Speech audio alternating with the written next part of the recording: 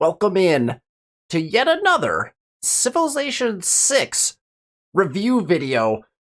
This time, a special treat. I have two games, actually, that we're going to go through in order to demonstrate what I think could be arguably one of the most versatile civilizations in all of Civ 6. The Dutch Empire. Queen Wilhelmina of the Dutch. Let's take a look at two games that I played. One where we went for a science victory, and one where we went for a culture victory, and compare and contrast the two. I think that the Dutch bring a really unique gameplay style to Civilization, specifically because, based on where you find yourself or what you feel like going for, you can do whatever you want, I feel like, with the Dutch, based on kind of the versatility of the package that they provide to you. So let's jump in. We'll review both of those games, talk about some of the strategies that you can use with the Dutch in order to maximize either a science or a culture win. And you could probably go outside of that even as well. But specifically for our purposes, I did a science game and a culture game. And so we'll check those out. Get into the games. These will be end game scenarios, so the game has just been won. We'll take a look at what happened. I'll talk about some of the things that you could do with the Dutch in order to optimize victory conditions to get to those ways, and why I think the Dutch may be one of the top contenders for most versatile civilization in Civ 6. Let's get into the review. Okay, so here we are, the Dutch Empire. The first thing that we want to do is take a look at the features and abilities that the Dutch afford to you. So, Radio Orange. Radio Orange, your trade routes to your own cities provide +2 loyalty per turn for the starting city.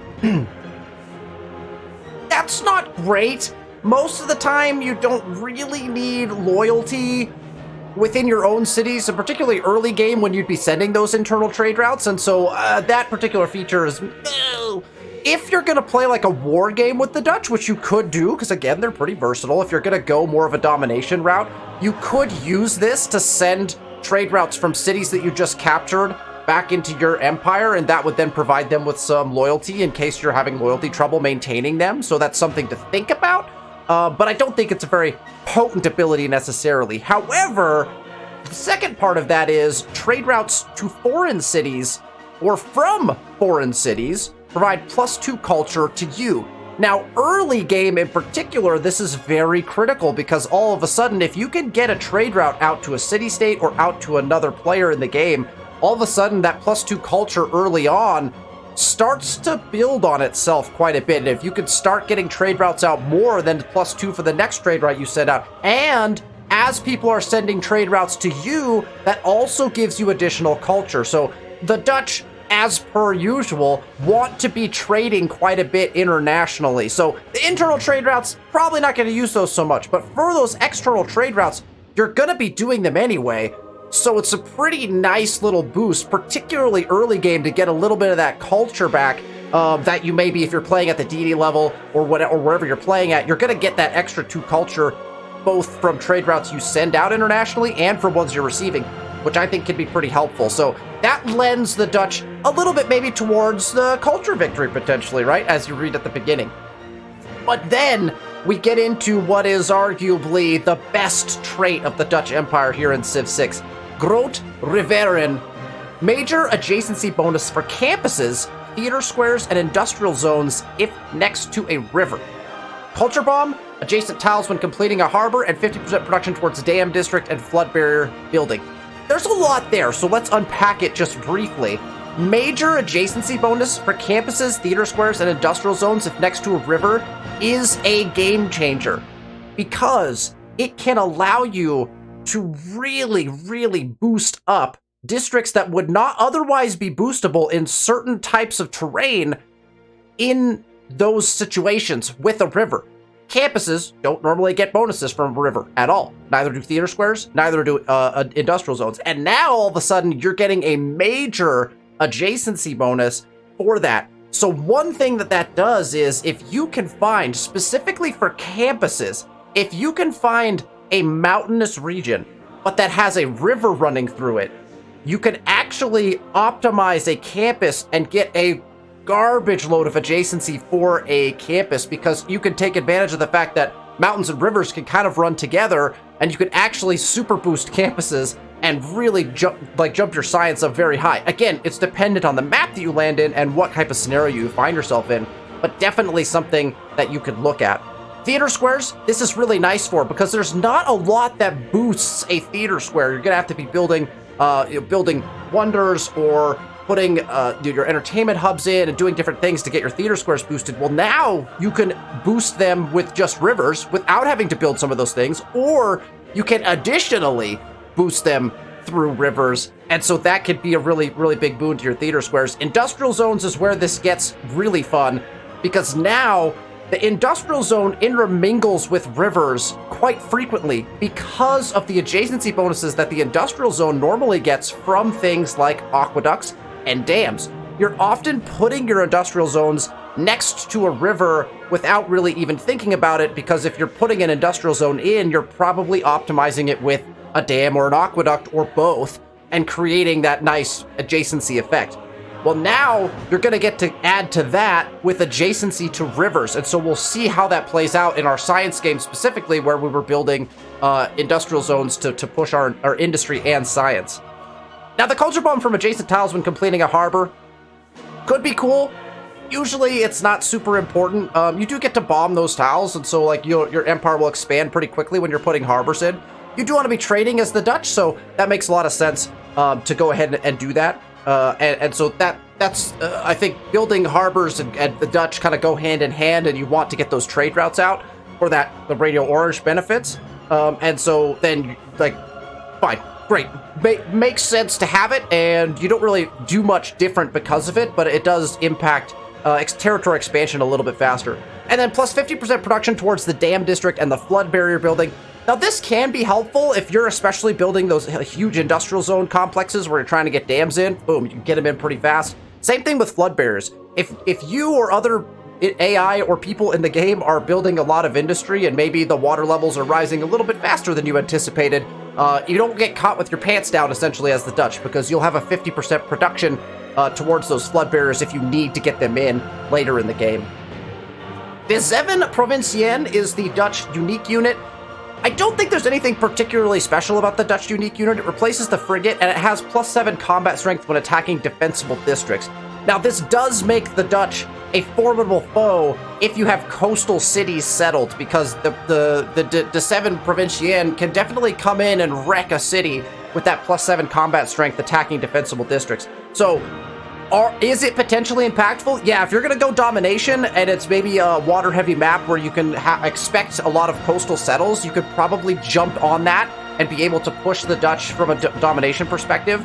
But not a lot of times you're doing that in the water, and then you're having to combat with other naval-based civs and things like that. So it's pretty good. I think if you wanted to build a game around it, I think you definitely could as well. All right, the polder. Unlocks the builder ability to construct a polder unique to the Netherlands. Now, this is what the Netherlands, of course, is famous for. Land reclamation, and this is where you could have a little bit of fun with the Dutch. Now, I do think that the polder is a questionable, like, special build at best. Chance to put it down is very rare. That is because, we'll read the rest of it here, +1 food, +1 production, and 0.5 housing. Pretty decent. +1 food if adjacent to another polder. Sounds great, except finding places to put two polders together is actually quite difficult. Additional production, gold, and food as you advance through the civics and technology tree. And then, the kicker. Must be placed on a coast or lake tile adjacent to 3 or more passable land tiles. Increases movement cost of the tile to 3. So, slows down people trying to go through it. But it turns, essentially, water into a land-based tile to a degree. So we'll see how that plays out. But the key there is 3 or more passable land tiles on a lake or coast actually is moderately difficult to find. And so you won't find yourself on a normal map placing a lot of polders.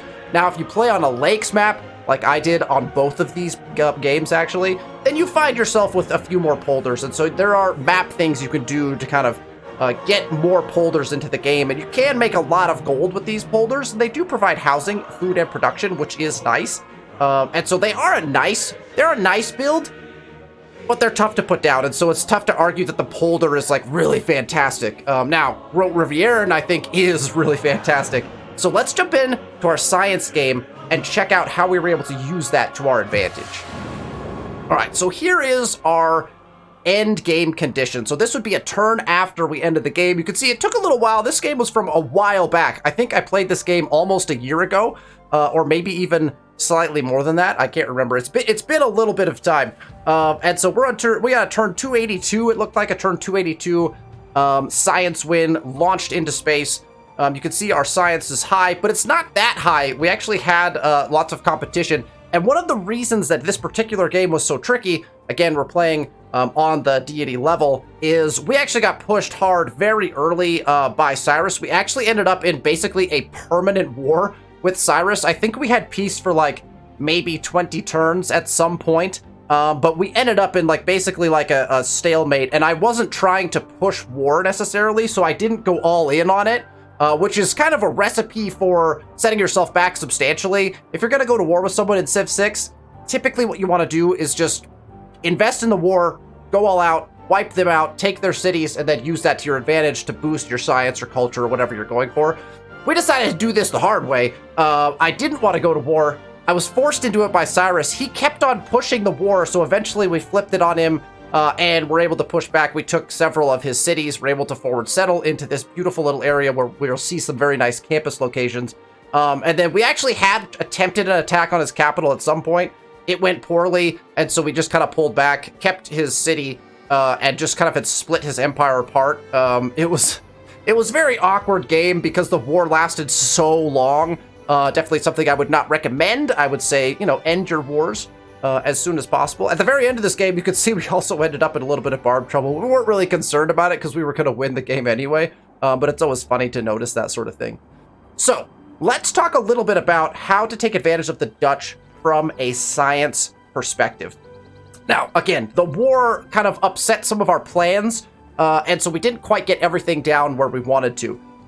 Now, one particular thing that you might be thinking about if you're going for a religion with the Dutch is that your holy sites probably are almost always going to be river adjacent, because you're probably going to be on rivers because of the spawn bias that the Dutch have towards that. So if you look at our Pantheon, we did take River Goddess, +2 amenities, +2 housing to cities if you have a holy site next to a river. So there's a little bit of a competition there. So now that you know you want your holy sites also next to rivers, but you're also going to put your campuses next to rivers. You're also going to put your industrial zones next to rivers. So I don't know that if you're going for a science victory with the Dutch, I don't think that a religion is imperative. We went for one because I happen to like to play that way. River Goddess definitely blends well with the Dutch. We took work ethic, and we happened to manage to snag a Gurdwara as well. Work ethic, obviously, for the production, since we were putting in those holy sites for the amenities and for the housing. So we got some decent holy sites in, especially off the bat, and then we were able to get a little bit of production out of those as well, so that we could take advantage of that.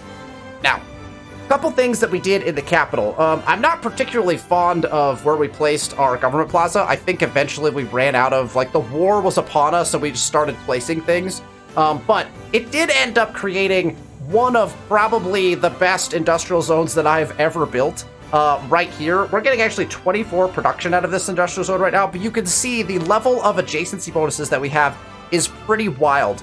We have it next to our government plaza. We have it next to an aqueduct from our capital city in Amsterdam. We have it next to a dam, and we have it next to an aqueduct for our city Tilburg here. That's a lot of adjacency.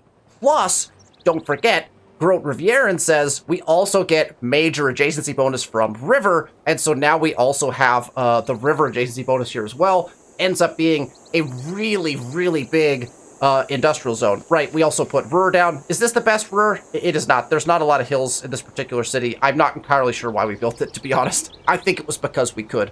And so we did get Ruhr down. A couple other things that helped us in this particular game. Casa actually helped us a lot. When we spawned in, this spawn was actually, it was a really fun game to play. If we look at the continent split, we actually ended up with a triple continent split. We settled right here, and our second city, Rotterdam, is on a different continent, and then as we settled up into the tundra area, also a different continent. So really interesting continent split on this one. So obviously, Casa helped us. We were able to snag Mausoleum, and Mausoleum obviously gives you those double use of engineers, so that's also handy, especially when you get into space projects and different things like that, trying to crank out wonders or anything like that. So Mausoleum is always a good build. It's really a good build no matter what, but definitely helpful for the science victory condition as well.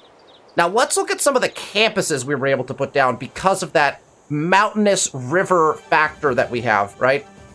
Look at this guy right here.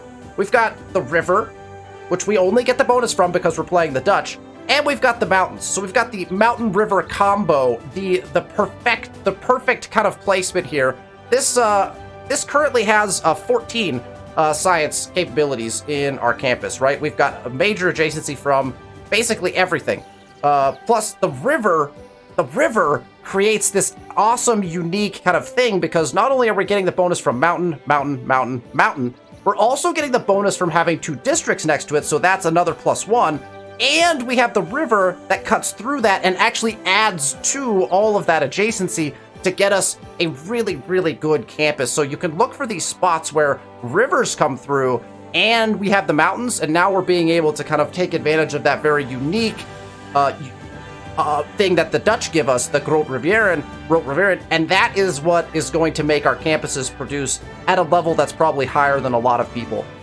I think that the Dutch have one of the highest capabilities for getting really big adjacency bonuses. I think that they're rivaled and probably passed only by like a Japan, like Tokugawa Japan, as far as being able to get adjacency in their districts. You've got other potential civs that could also push that, civs like Germany that are very specific to getting really big industrial zones, but that's kind of limited to their industrial zone, whereas with the Dutch, you actually have a lot of flexibility to be able to potentially take advantage of that river scenario to get big adjacency bonuses in other ways. This campus, again, we actually settled this city specifically just to build this campus, because how could you not in this little nook? Unfortunately, the river, of course, ended just a little bit early, but if the river would have gone one tile further, we could have made it even better. And so that is why I think the Dutch really lend themselves to the science victory type, because you get very high production value out of your industrial zones, and you could really, if you get the right setup, take advantage of mountains and rivers. Let's put it in a different scenario. If you end up in a Dutch game where you don't have mountains, you could still go for a science victory, even though you might not be able to put down huge campuses. If you have rivers but no mountains, you're still going to be able to put down campuses that are going to be actually decent. Now, that's not true for almost anyone else. Everyone else is going to be looking for that mountain adjacency to get their campuses in, or somewhere where there's rainforest everywhere, right? So there are ways to do it, but the Dutch are going to lend towards, you're going to be settling rivers everywhere you go, and you get bonuses on rivers from all of these new districts, which is going to really set you up for success. Let's jump in to our other game, our culture victory, and let's walk through a couple things there to show. I want to showcase how the Dutch can also transition into the culture game very easily. Okay, here is game number 2 with the Dutch, and in this game, we went for a culture victory. I had additional kind of alternative things that I was also going for in this culture victory, so I really wanted to produce gold at a pretty ridiculous rate, because I think that's another thing that the Dutch are good at. And what does gold get you? Versatility. Just as I've been explaining, the flexibility of the Dutch is that they can pursue multiple victory types. Gold allows you to kind of go whatever direction you want. Do you need to fund a war? Great, here's some gold. Do you need to buy some culture buildings in? Great, let's purchase some culture buildings. Do you need to buy some science buildings? Great, let's buy some science buildings. Perhaps let's even go the Reina route and buy in, whole districts with it. There's ways to execute on gold that are very flexible. So I think that is, again, something that the Dutch are bent towards, is that gold. The polders obviously help with that, as do additional trade. So you'll notice if you're playing with secret societies on, Owls of Minerva in particular is very nice for the Dutch because of the extra trade routes you can get when you get the harbor and the commercial hub in your city. So if you're going to go with secret societies, the Dutch have a lean towards Owls of Minerva being one of the better ones, especially if you can get the harbor plus the camp plus the commercial hub in each of your cities. We actually did that. This one's not optimized, but you can start to see how we were playing at that here. Harbor, commercial hub, get great adjacency bonuses out of these by putting them together. Normally in a game, you wouldn't put in both unless you're playing owls, in my opinion, because you don't necessarily need that type of gold production. But when you get a trade route, both from your lighthouse building and from your market building, and that only happens with owls, you get to double up trade routes. Then you start taking advantage of the fact that the Dutch are getting that extra culture from trade routes, and all of a sudden, you're off and running with gold. This particular start was also incredibly ridiculous. So if you were around when we actually ran this start on the Twitch channel, you'll know that in range of our capital, I believe initially, I think we actually had chopped one out, and this one actually looks like it got burned down. It's not even down right now. But we had something like 5 or 6 truffles in our capital alone. And you could start to see that we, of course, we had to put Temple of Artemis in order to take advantage of that. So we have Temple of Artemis placed. I can't remember how many amenities we were getting for this. I think it was 6 because there were some, I believe there were some cattle pastures around that were in range of it as well, and some horses. So it was just, this Artemis was just the most ridiculous thing. And you can see the benefit of our truffles is huge. And we obviously we have monopolies and corporations on as well, so we're taking advantage of that gold. But the truffles made this start just incredible. Like, look at these. There's 2 truffles here. 1, 2. We got 2 over here. We had another one here. We have another one here. Just wild, right? Then here you've got your cattle, some horses. So again, it was a wild start. Now, I will tell you, I have learned an important lesson in this game. Did we have to save scum to save this game? Yes. Yes, we did. And the reason for it was very interesting. So Washington declared, Theodore, Mr. Roosevelt declared war on us, America declared war on us very early, came to try to take us out. They were attacking us, and there was a water-based barbarian tribe up here. Now, we made the mistake of clearing the tribe and then settling this city. All of the boats that they had spawned then came down and started attacking our city in the middle of our war with Roosevelt, with the US. So, we're in a lot of trouble. Here's what we learned. If there's a galley that sees a unit on shore that they can't attack and has no home, that galley will not move. It will sit there and not move if it sees a unit. So we kept a scout plopped right here, early game, and it kept a galley just sitting right there. At one point, I had made the mistake of moving that scout, and the galley came down and actually took this city. It was surrounded by barbarian quads, but quads can't take a city. They could just bombard it. So it had nothing. The quads just kept shooting it. But then once we let the galley out of our sight, it came down and took the city. Then it turned out all we had to do was keep the scout still, and the galley never left. We turned the war around, ended up winning the game. Turned 253, so a little faster on this one for a culture victory. Here's a couple things that I learned about just culture victories specifically. Early game tourism, early game ability to gain tourists is huge. Don't overlook buildings that will get you tourism early on, because that tourism starts to compound over time, and it becomes very difficult to retake a tourism lead if you have not been generating tourism at the beginning. If you wait to start generating tourism until the very end or towards the end of a game, you will be lacking behind anyone who has built up tourism. So this was the problem we actually had in this game. We had not kind of highly focused at the beginning. We were focused on just culture, not tourism. Whereas over here, the lovely Coupe had been focusing on some early game tourism, and so it took us forever. We had everyone else we were all set for the culture victory. It took us forever to switch over and get cultural dominance over Coupe because he had been focusing on early game tourism, and so that's just something to think about, is how to go about doing that. Here's a couple things, again, that are key from the Dutch standpoint about flipping a big culture victory. Obviously, you can see here, we have a huge theater square, 22 culture theater square. We surrounded it by multiple wonders. We've got our entertainment complex here, so we're bundling up wonders and entertainment complexes with our theater square. So here's another big theater square, right? Got our theater square from Icarus Vibes here. It's between 2 wonders and our entertainment complex, right? So we're getting good bonuses. We're also getting 2 districts next to it to get that bonus. We've got a similar effect going over here, right? With this one, multiple wonders next to it, including the entertainment complex. So just all things to think about to kind of boost that up. But what the Dutch is also giving us is that Groot Rivieren, which is the lovely river right here flowing through and getting us the bonus on this, because you might think like, oh wow, this one looks like it's better. It's got more districts, it's got more wonders next to it. Not so, because it doesn't have the river, right? The river is giving this one the extra bonuses because we're the Dutch. So again, you could really play into that with the Dutch, take advantage of the river to put down very powerful districts, very powerful tiles.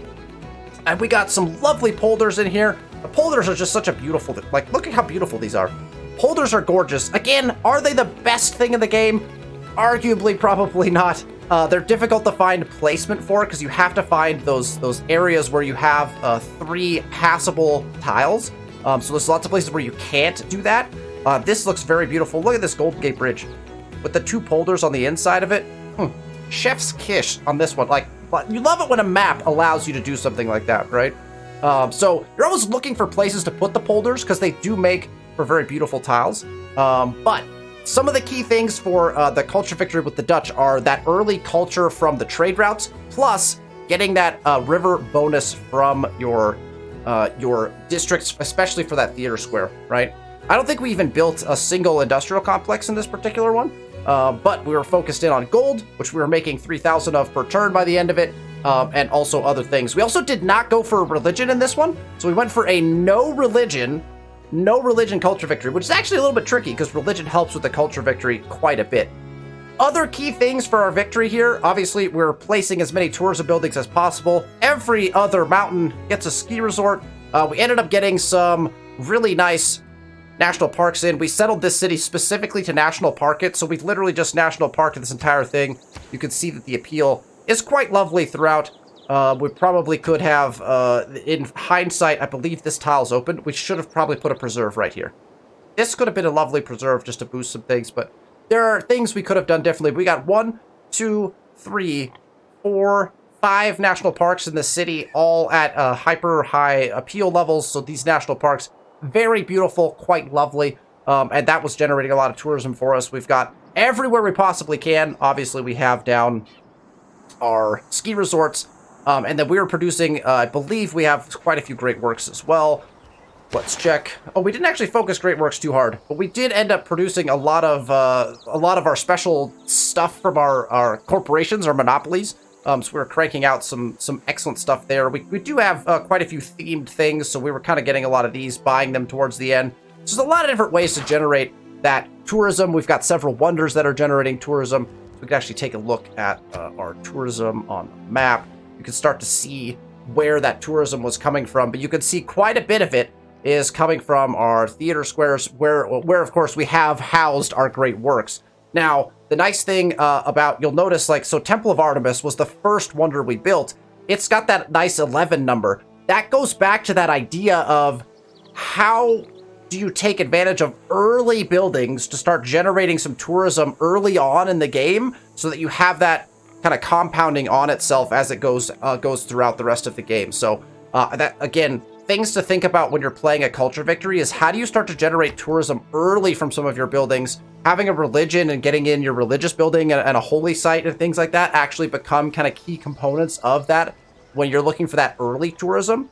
But lots of things to think about. Obviously, the Cristo is very good because you're increasing appeal of tiles, and so there's different things you can do with that. Or wait, is that appeal? No, appeal is Eiffel Tower, isn't it?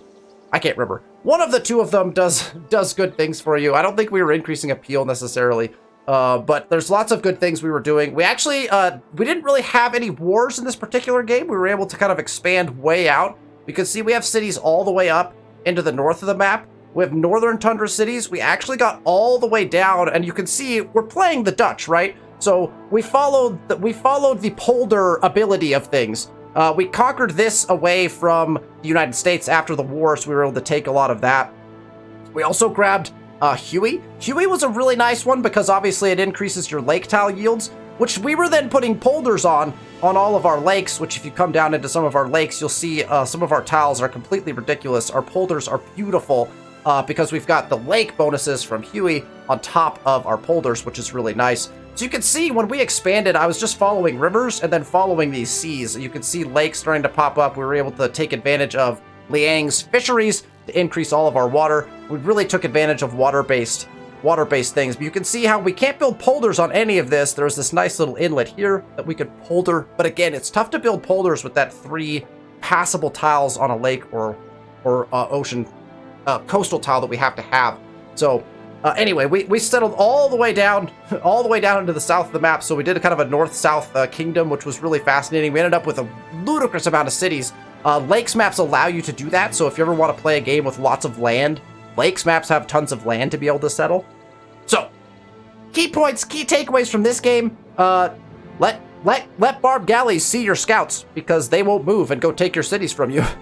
Other than that, make sure you get some early tourism. Take advantage of the Dutch river adjacency bonuses. Send lots of trade routes because you're going to increase your culture early, especially in Deity level games where you're trying to catch up to the AI and culture. That early little bit of culture can really help to get you out to your first government faster, which gets you access to more cards. Obviously, all of those things play a huge role in turning that culture victory and making that tourism at the end of the game. So focusing on early tourism, I think, is important. Early culture gets you there faster, so you want to do that. And then obviously with the Dutch, you specifically really want to take advantage of that Groot Rivieren. Major adjacency bonuses for campuses, theater squares, and industrial zones.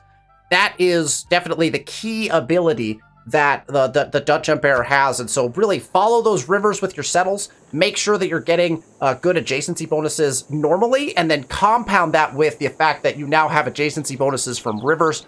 I think, personally, that the Dutch Empire is one of the most versatile civilizations in all of Civ 6. Have you played the Dutch? What has your experience been? Let me know in the comments. I'm interested in hearing people's opinions.